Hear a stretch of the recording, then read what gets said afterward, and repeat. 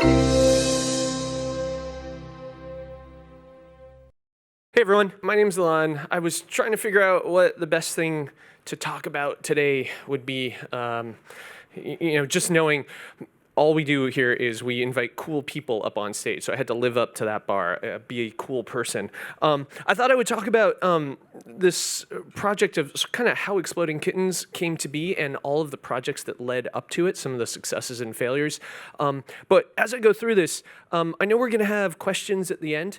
If there are things that you guys want to know about as we go, please just feel free to raise your hand, interrupt me. I totally love being interrupted because if you save everything till the end, all everybody remembers is like the last question. And if the last question is, what font did you use up there? Then you walk out with just knowing, oh, Elan really likes Arial. So please feel free to interrupt and we'll just kind of roll through it as we go.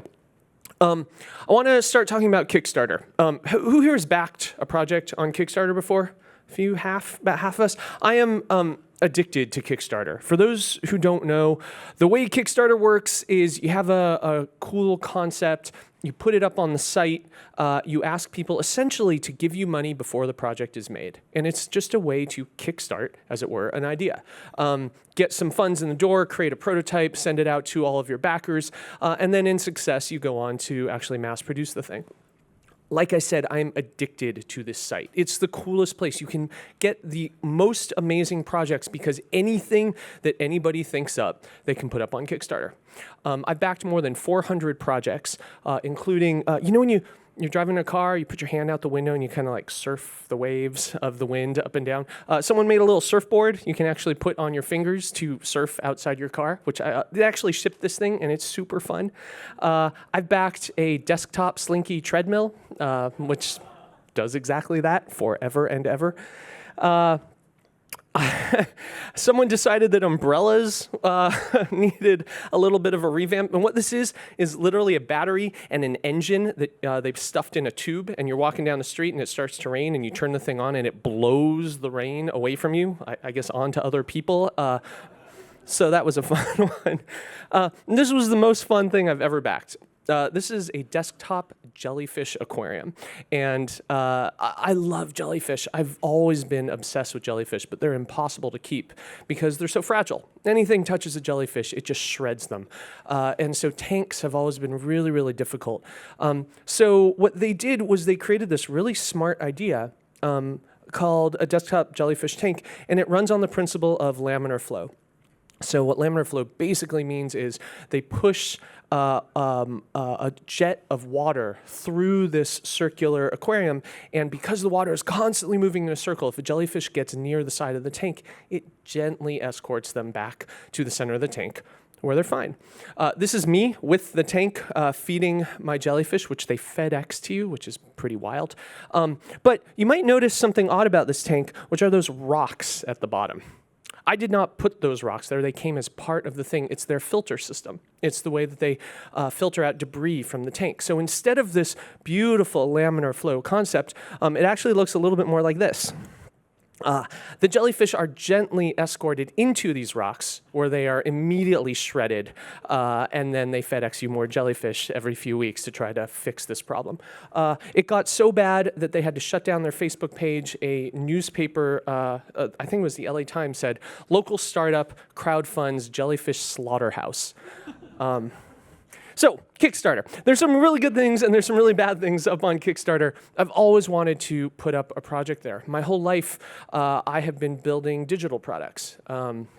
Like Matthew said, I worked at Industrial Light and Magic. I worked on the Xbox for a while. I actually was part of the original Xbox launch team. I got the first Xbox out the door, and later on the Xbox One. And so my whole life was spent building video games and other digital products. And I finally came to this point where I thought, this is my audience. This is what I'm doing. Anyone see a big problem with this picture? I'll tell you, very, very lonely. very isolating. I actually went to my brother's house and walked in the door, and my niece and nephew were there who were 5 years old, both 6 years old at the time, and they didn't even say hello. They were sitting on the living room floor playing a game that I had built, and they were lonely. They were lonely in a room full of people, and it was so depressing for me, and I realized that I was contributing to that problem. And I didn't want to do that anymore. And I thought, when I was a kid, this is what it looked like.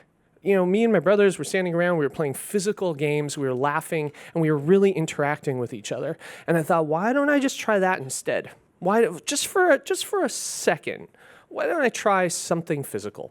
So I resigned from Microsoft, and I built a card game. It was a simple concept. I had this idea of Russian roulette meets a deck of cards. You'll just go through the deck, everybody drawing cards, try not to draw the bomb, because the bomb will explode, and every other card is safe. They do special things to try to make it so you don't have to draw the bomb. It was a very, very simple concept. I took a deck of poker cards, I scribbled all over it, I tested it out with a bunch of friends, and I thought, okay, I think this is ready for Kickstarter. I decided to call the thing Bomb Squad, and I tested it with all of my friends. Just everyone who would spare 5 minutes, I would force them to play Bomb Squad over and over and over again. And one of the people I showed it to was my friend Matthew Inman, who draws the oatmeal. Are there any oatmeal fans here?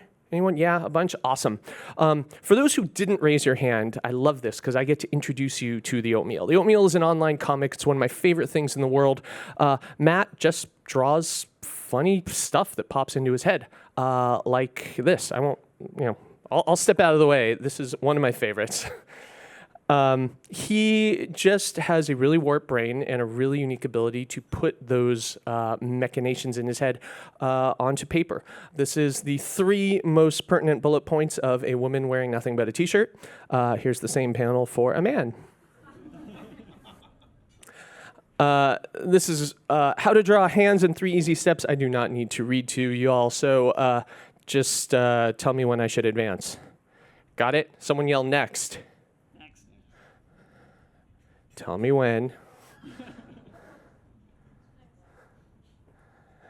There we go. How to draw hands in 3 easy steps. So I showed him Bomb Squad. He really liked Bomb Squad, and he said, listen, I've always wanted to work on a card game. I've always wanted to work with you on a project. Why don't we do this together? I'll draw all the cards for you. We'll use this game design. We'll put it up on Kickstarter just as a little weekend project. Let's try to raise, I don't know, $10,000 because that'll let us print out a few hundred copies of the game, and we'll just send it to all our friends. We'll order some pizza and beers, and we'll have a little party stuffing boxes, and we'll send it out. By the way, the other thing you have to change is the name. I hate the name. Why don't instead, because it's too on the nose. Of course you're scared of bombs, of course. Why don't you be scared of something less obvious, like cute, adorable, fuzzy little kittens? In fact, why don't we call the game Exploding Kittens? And that's really how the game was born. We packaged it up. We were ready to go on to Kickstarter. This is what Kickstarter looked like right before we launched. These are the top 4 games in Kickstarter history. Way over there on your left is OUYA. They raised $8.6 million, the top funded game in Kickstarter history. And we looked at this, each of these raising, $4 or $5 million. We looked at these and thought, okay, so this is what massive success looks like. We're only going to try to raise $10,000. But it's good to at least know what the absolute winners look like, what the people at the top of their game, the top of Kickstarter look like. And so we looked at them, we chuckled a little, we said, let's see how we do on our own, let's get started. We put up the page. Like I said, we were trying to raise $10,000. We'll do so in 30 days. Everyone can jump onto this page, give us as much money as they would like, and in return, we'll just give you a copy of our game as soon as it's ready. So we held our breath, hit go, and holy crap, we got funded in 20 minutes. We raised $10,000 in 20 minutes, and it did not stop there. It went crazy. 7 hours later, we were looking at $1 million raised for this game. By the second day, we were at 2 million, and then 3 million, and on. This just runaway insanity went. And we were a little bit nervous because holy crap, that's a lot of orders we have to fulfill. But once we started getting used to that, once we started saying, okay, cool, we're gonna actually have a big success here, we started looking at a trend.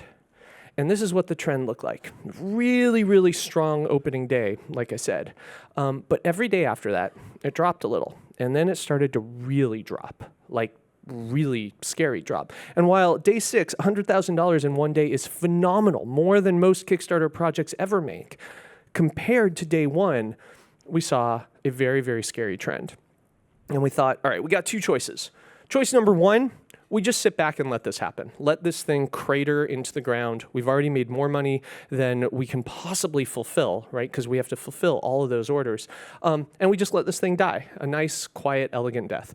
Option number 2, we look back at those top 4 people and we try to aim for the number 1 spot. And to aim for the number 1 spot is really tricky, especially staring at a trend like this.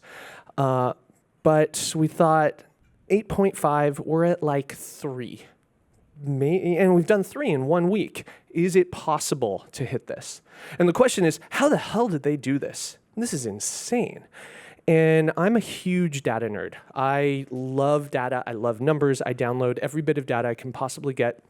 So what I did was I found all the statistics on OUYA, how they actually pulled this off. What you're looking at is the number of dollars raised by OUYA every day of their campaign. They had the same terrifying trend that we had, and they stayed really low for a while. But then at the end, they had a few little spikes and a huge ending. And so I thought, how are they doing this? Like, where does a huge ending come from? Where do those spikes come from? How do we simulate that same thing? Because, by the way, they also had a much bigger start than we did. So I downloaded some more data. And on Kickstarter, for every page, there's community boards. So it's just message boards where people talk about the project. And I started looking at the number of posts on their page per day. And I could look at the timestamps of when money came in and when posts came in.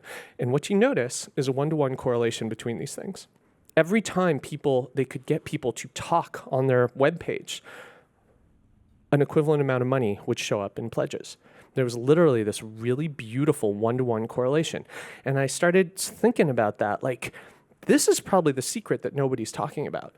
Because the way that everybody thinks about crowdfunding is focus on the funding. In fact, don't worry about the crowd part. Focus on the funding. Let's get as much money as we can. That's exactly what we did for our first week. But that data shows actually we should be thinking about this the other way. This is how we should think about it. A huge, huge crowd. How do we mobilize a massive crowd? And actually, let's not think about the funding at all. And what does that mean? How do we do that? And I realized I've actually been training for this moment my entire life. I'm really good at mobilizing crowds. So I want to talk to you about a few of the projects that kind of trained me for that pivotal 1-week moment during our Kickstarter campaign. Any Halo fans out there? Halo, yeah, lots of Halo players, awesome. So I worked on Halo 1 when I was at Microsoft. For Halo 2, I left and Microsoft invited me back, asking me to work on the marketing campaign for them. And they said, what we want to do is create a global event about aliens invading the Earth, the story of Halo 2. And I thought, well, that's a beautiful concept, but it's actually been done before.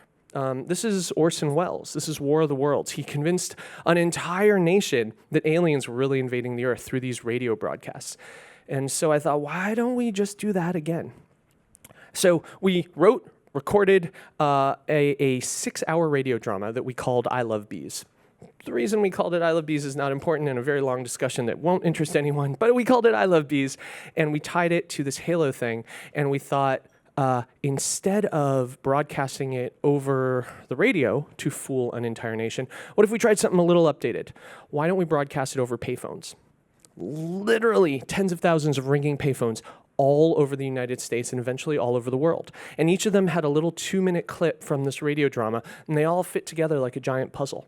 And you'd be walking down the street, and you hear a payphone ring, and you walk up to that payphone, and you pick it up, and the story unfolds for you.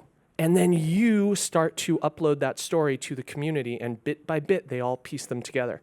These payphones turned into events. People started wearing costumes to show up. People started forming these huge groups to show up for a single ringing payphone because we're starting to mobilize that crowd. We're starting to get them excited about this story and unlocking narrative in a way that they've never seen before. Then I went on, like almost immediately after that project, Trent Reznor, the lead singer for Nine Inch Nails, called me up and said, I heard about Ilovebees, I heard about a bunch of the other projects you've been working on. I've got this new album coming out called Year Zero. I want to do the same sort of thing. I want to mobilize a crowd around an album. And I want to tell a story embedded inside this album. And I thought, oh man, this is so cool. This is so much fun. So what I got to do here was embed little bits of story everywhere in this album, in the actual lyrics, in the actual audio, in concerts, in t-shirts, in music videos. We did like the back of the CD. The back of a normal CD says basically, don't pirate this CD, please. Ours, we replaced it with the United States Bureau of Morality warning. Be a patriot, be an informer, rat on your neighbors who are pirating this thing. But if you called this, it would bring you right into the story. And it would point you at a website, and the website would point you at another phone number, and on you would go down this rabbit hole into the story of Year Zero, which told kind of a dystopian, futuristic story about the government having too much power, impeding on all of our civil rights, and what were we as a community going to do about it. And that was the story of this album, and we told it in so many different ways. When you look at a waveform of audio, it normally just looks like a waveform. You've all seen this before. We found really creative ways of actually embedding information in those waveforms. So as you looked at them, phone numbers would appear, or a ghostly hand reaching down from the sky as you looked at the audio from that album. One of the other super fun things we did was the disc itself. That black disc is the Year Zero CD. It's totally black. It says Year Zero, nothing else. Put it in your CD player, listen to the album. When you eject the disc, a different CD comes out of your CD player. This white one comes out. Now we've got a binary puzzle on there. We've got URLs that you can visit. The way we did this was a thermal ink we coated the CD with. The heat from your CD player would eat away at the ink, revealing the secrets underneath. It would then grow back so you could do the trick over and over again for all your friends. But it was this really cool magic trick that you could hold in your hand and tell everyone about, which helped this thing grow and grow and grow. Again, mobilizing that crowd. We did another project called E-Doc Laundry, which was when George W. Bush got elected for his second term, a bunch of friends of mine started complaining. Democracy's broken, nothing works, our votes don't matter, and they would complain and complain and complain. And I don't care what your political affiliations are, I hate hearing that. Because when I would ask, well, who did you vote for? The answer was always the same. I didn't vote because it doesn't matter. And I would get so frustrated at that message. Again, I don't care who you vote for, but the fact that you didn't vote is so infuriating. And I did what anyone would do. I started a clothing company. And the way this clothing company worked is we made really cool designs, like as fun as we could possibly come up with, interesting, innovative designs and patterns. But the trick is, embedded in every one of these is a secret message.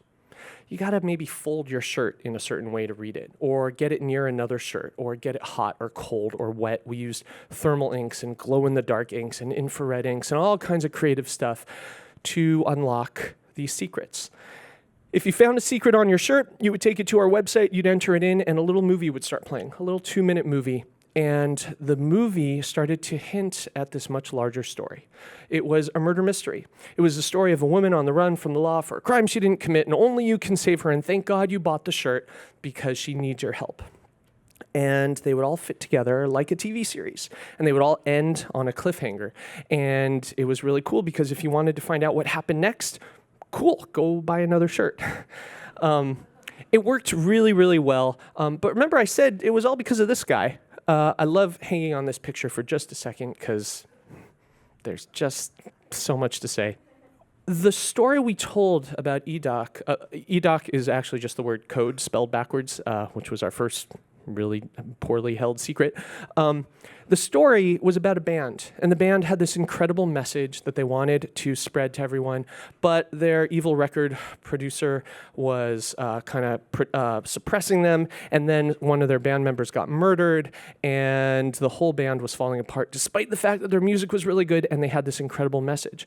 And what we never told anyone, but what people started to kind of figure out was each one of these characters has a historic counterpart. Jeff, the lead singer and guitarist, was Thomas Jefferson, and down the list it went. John Adams, Benjamin Franklin, with Lynn the producer.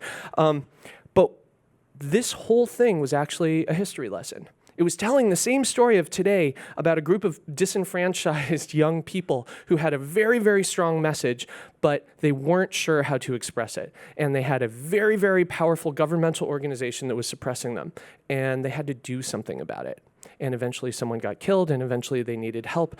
And without us ever saying it, we were teaching people the history of the United States and the story of the Founding Fathers told through secrets on t-shirts. And I'm so proud to say that despite the fact that we never said anything, this crowd felt mobilized, and they started canvassing their neighborhoods, and they started registering Rock the Vote parties. And we got 2.5 million new registered voters through this campaign by building these t-shirts and embedding this crazy story inside. And for the next election, there was the largest turnout for my demographic in history, and I like to take 100% of the credit for that. I'll tell you one final story, which is Vanishing Point. This was a project, again, from Microsoft, where they asked us to build the world's largest scavenger hunt. And we did. We built a story spread out across the world. We did building projection in 16 different cities. Every shape, every color that we projected on buildings and famous monuments was a clue. Which ways are those arrows pointing? What are they pointing at? What is in another city that represents the other half of that picture? And people had to collaborate and share information and scour their cities looking for these crazy glowing buildings to solve the clues. We did skywriting across a whole bunch of different cities. Again, you had to figure out what the sky was telling you and collaborate with the other cities. We did the largest fireworks display in Seattle's history. Every explosion, every color, every orientation of the explosions was all a clue to lead you to the end of this giant scavenger hunt. So this was really fun. It was such an important moment in my sort of career as I realized how you get these crowds motivated. We should, I guess, jump back to where we left off, sort of our story, which was here, where we had gone through a week of this crowdfunding campaign and things were looking pretty grim, and we wanted to empower this crowd. We wanted to motivate this crowd and mobilize this crowd, and we were pretty sure we knew how based on all these other learnings. So here's what we did. Most Kickstarter campaigns have these things called stretch goals. Stretch goals are really straightforward. It basically says, look, you pledged $20 to get the game, and that let us raise $10,000, which is amazing. But if we can raise $100,000, we will upgrade everybody's game for free. We'll put more cards in the box. If we can raise $200,000, we'll give you a fancy carrying case. On and on it goes. These financial milestones called stretch goals help us raise more money. All we care about is funding. Help us raise more money, and we'll make the game better. And we knew that was exactly the wrong thing to do. So we had our own version of stretch goals. We set up just the same as everybody else. Look, we're going to do extra fun things. We're going to double the number of cards. We're going to give you extra games. We're going to do this deluxe upgraded box. But we don't care about funding. We care about the crowd. So to unlock these things, what we want you to do are these things called achievements. Brand new invention for Kickstarter. We actually had to work pretty hard on making Kickstarter accommodate these things. And the achievements looked like this. It was a giant grid of ridiculous activities. Notice no funding is mentioned anymore. What we're talking about now is one of our characters was called Beard Cat. Hey, we want to see 25 pictures of a real beard cat. We want to see pictures of a real taco cat, another character from our game. How about people wearing cat ears? How about 10 Batmans in a hot tub? Ridiculous, stupid, insane things that will cost you nothing, but all we want to do is play. We're done talking about funding. We're done funding. What we want to do is raise a crowd now. And we put this out there. We called the whole thing Update 9. Kickstarter has you label all your updates. This one happened to be our 9th update. And so we said, look, any picture you submit, any fun thing you make for us, just put the word Update 9 in it somewhere so we know you're not using really old material and you've created something new, because we want to host the largest party on the internet and you're all invited and we just want to play. So, did it work? Those 25 pictures of a beard cat, we said, 25 people surely can figure out what the hell a beard cat might be and show us. And sure enough, these were amazing. People started actually playing with us and doing these ridiculous, awesome things, which we would then post to our own social and on our own Kickstarter page, elevating them even farther, encouraging even more people to participate. And so these pictures just kept pouring in. 25 pictures of a real Taco Cat. By the way, Taco Cat is my favorite character in the game because he's a palindrome, right? Taco Cat forwards and backwards, same word, Taco Cat. And so we said, we want to see what a real Taco Cat looks like. And these things started showing up. This one, I just got to point out, this one in your bottom left corner is one of my favorite things that was ever submitted in the entire thing. This woman works at an animal shelter. That document that she's holding is showing that she has legally named that cat Taco Cat. For reals. As real a Taco Cat as you can possibly get. We were so excited by that. All right, so we had sort of an easy one. We just want to see 10 people wearing cat ears. We got literally hundreds of submissions. This is just a fun thing. People hanging out, buy a bunch of cat ears, put them on, take a picture, and you're done. You've contributed. You're going to make the game better for free because you played with us and you took a silly picture. So we thought, let's make that a little harder because so many people could do that one. What about 50 people? Where do you even get 50 set of cat ears? This one, it turns out, was still too easy. We got 20 or 30 submissions at the 50 level, which is nuts. So we said, all right, let's just make this impossible. Can anyone get 100 people? And we only got one submission, but holy crap, in this picture are, I counted, 234 people wearing cat ears. So that was pretty exciting to see. Can you get a picture of 10 Batmans in a hot tub? Yeah, that was actually pretty easy for them and hilarious. But this whole thing started to roll out, and people started to submit things that we didn't even ask for. This is a master Lego builder who took cards from the game and built Lego creations that he then mailed to our office. This is not something we asked for, but of course we rewarded. People started doing crazy things like making plush toys for us. They started more plush toys. Balloon art we saw a ton of. We saw people start to make clothing for us, all because everybody wanted to contribute to this party. We got a number of these. These are people who got real tattoos from characters in a Kickstarter campaign for a game they've never even seen before. I have all kinds of feelings about this, but holy crap, real tattoos, permanent body mutilation for a 30-day Kickstarter campaign because we're raising a crowd and not funding. This was one of the videos that was sent in. I just need to play this for a few seconds.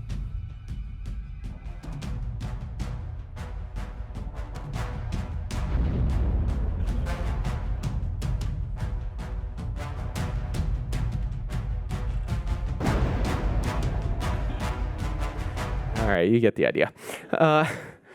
We then sent out a bunch of playtest copies to people because people were asking about it, and they just started having a blast. It was people just continuing our message of invite all your friends, have fun. This I put in just for you guys. This is my Gmail account. Here's the important part.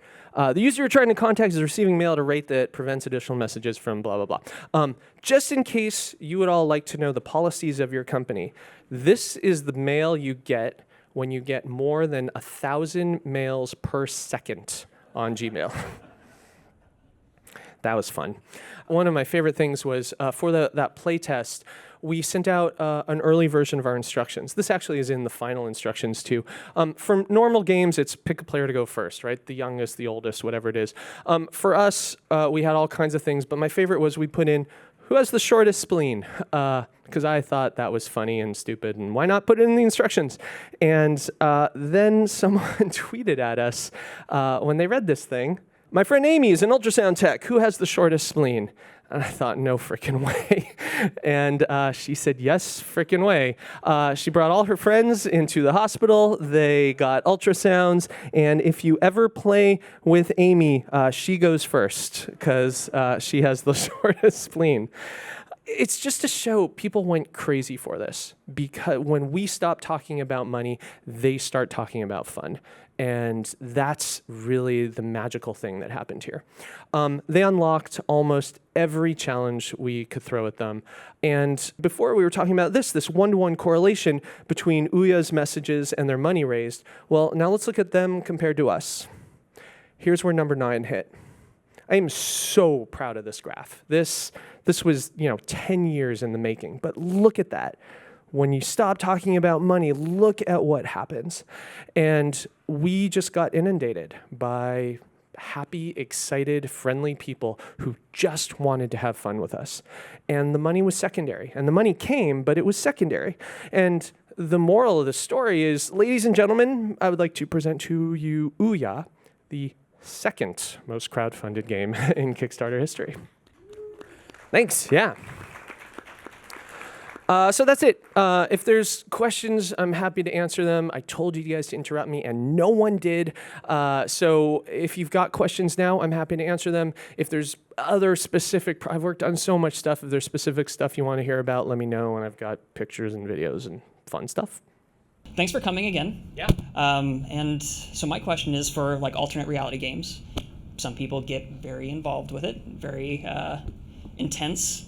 And for Ilovebees, I heard a story about one person who, during a hurricane, still camped out and was trying to follow up on the story and was at the payphone being like, hey, I want to get the next clue. And they had to get told to go to cover, right? Yeah, people are nuts. Like we built this very elaborate system that would push out these calls to all these payphones. We had this army of payphone interns to find the payphones for us, but eventually it was all automated, and it would push the story out. And when these really bad hurricanes hit in Florida, our system was on autopilot, and it was still sending out the calls. And so we realized there was a problem, and we started manually canceling the calls and posting to the user base, look, don't go out. Like, this is a stupid game. It's not worth risking your life.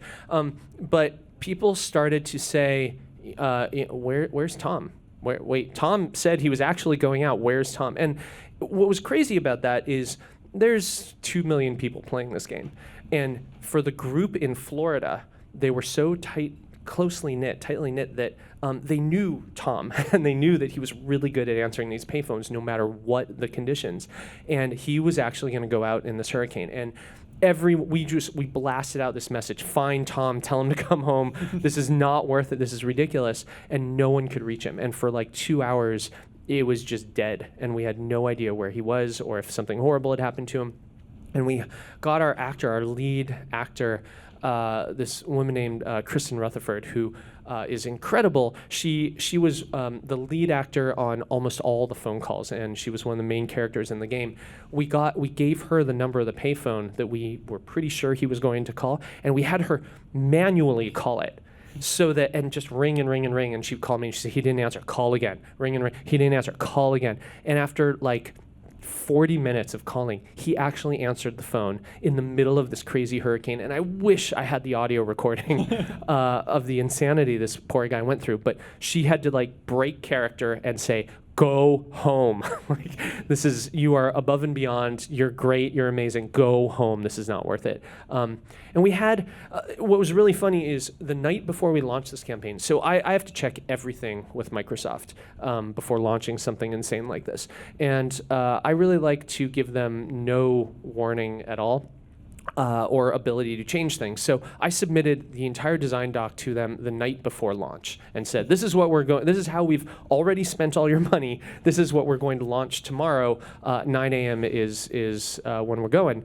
And their lawyer read it and called me up that night at like 10 p.m. and he said, I love this. This is the most creative thing I've ever seen. This is going to be so good. I love it. We just need you to make one small change. You can't use payphones. And it was like, okay, yeah, got it, sure. We'll cancel payphones, got it, and hung up, and of course just launched it anyway. But turns out he was right. Payphones were a really dumb idea, and it almost got some poor kid killed. Hi, have you tried any AR games? Quite a bit, yeah. I really like AR. I have not yet seen an AR game that I think is not isolating, not very lonely making. But I play them all. I have all the systems, and I'm still waiting for that thing to reach out and capture my attention. Hi, thanks so much for coming today. It was a really great talk. I did miss the first 5 minutes, so if you already covered this, feel free to just tell me to go watch the video on YouTube later. Cards Against Humanity came out about 4 years before Exploding Kittens. About 8 years, yeah. Oh, 8 years. Okay. I just Googled that, so something is wrong with Google. Can somebody check into that? Okay, so did that have a big influence on changing the mentality of how we're playing games? Because I grew up playing games like you were talking about. Sometimes they're very isolating, sometimes they're family games and group games with your siblings. And for me, Cards Against Humanity was kind of a breakthrough into, oh yeah, I like gaming. I forgot that I like to play games and I don't want to be isolated and wearing some AR, VR kind of outfit to do it. Yeah, it's a great point. Maybe I've got the year wrong if you've Googled it. Cards Google's never wrong. Yeah. Cards Against Humanity started as a Kickstarter project, so whenever they came out, it's actually very well documented. They changed everything. They, like you said, they kind of reminded people that games were fun. But the way they did it, I'm very good friends with them. I love that game. I've played probably more of that game than anyone else on the planet. And it's because what I learned from that game, and what I think kind of all game designers learned from that, is that games should not be entertaining. Games should make the people you're playing with entertaining. And previously, before Cards Against Humanity, like when you look at games from the 50s through the 80s, games worked so hard to be entertaining. Monopoly and Uno and the Game of Life and Stratego and all these games, which I play all the time and I really like, they were trying very hard to be as entertaining as possible. Cards Against Humanity said, no, screw that. The whole concept is the people you're playing with have to be the entertainment value. And when I sat down to design Exploding Kittens, that was written on my wall. And if you look at the game with kind of a keen design eye, every card in Exploding Kittens is designed to create a relationship between you and another player at the table. Very, very specifically designed that way, because the mantra is create a relationship, let them have fun on their own. Create another relationship, let them have fun on their own. And that relationship can be positive or adversarial or whatever it is, but it has to be them. You have to cede the control over to them. And I think that's what Cards Against Humanity kind of taught the gaming world and ushered in this incredible renaissance of tabletop gaming. And I think that you probably drew a lot of influence from Uno, I would guess, in Exploding Kittens. Yeah, our game gets compared to Uno quite a bit. Uno is like the game I was raised on. Yeah. And so whatever I do is based on Uno, whether I like it or not. Yeah, you got to skip a turn. So I wanted to ask, as far as electronic games or video games that could be said to not be isolating, are you aware of for example, the Jackbox party games? Yeah, Jackbox party games are a great example of non-isolating games. The other one that I've spent way too much time playing is Space Team. If anyone's played that on your iPhone or Android phone, that game for me is like the epitome of make the people you're playing with the entertainment. If you don't have it, go download this game. It is really just the finest thing out there. All the Jackbox series, I think they've got 7 series out there now, 7 different versions. It's probably 80% of them are just spectacular. And so you buy a pack and there's 7 or 8 games in there and you will love 5 of them.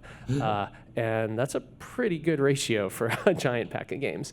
So yeah, there's a lot of stuff like that. But really the litmus test for me is just what is the point of this game? Is this game trying to entertain me, or is it trying to make the people I'm playing with entertaining? And games that so clearly pass that are the games I love and cherish and spend all my time playing with my friends.